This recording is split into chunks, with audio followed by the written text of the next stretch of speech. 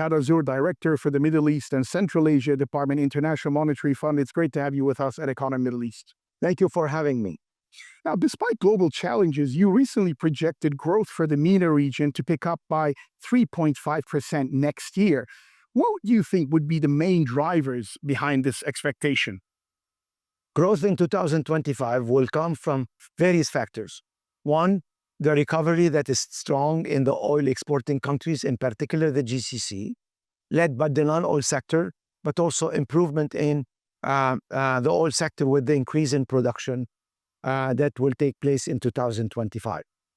Good performance in certain economies who have been able to grow faster. This is the case for countries like Morocco, Egypt, and a prospect of a gradual decline in conflict intensity. What economic spillover effects do you anticipate for MENA countries from rising global trade tensions and tariff impositions by the U.S., especially for countries with significant export relationships with both U.S. and China? Well, given the limited integration in terms of trade and the fact that the oil and gas sector was excluded from the tariff, direct impact will be limited on the region. However, there are several other channels that would impact the region. One is the drop in local and international demand that could have a negative impact on the oil market.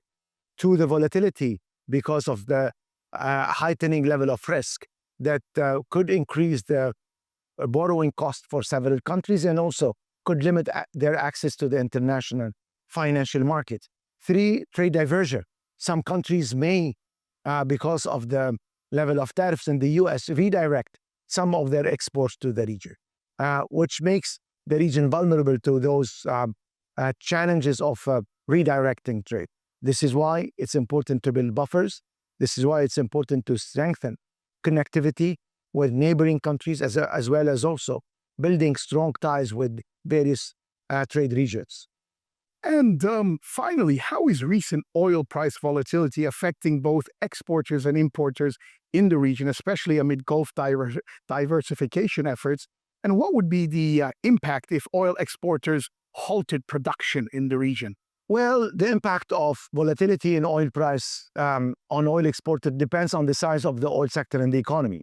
Countries who have been able to diversify outside oil will see limited impact, though impact will be visible on their external account, on their balance of payment, as well as also on their budget because of the drop of oil revenues.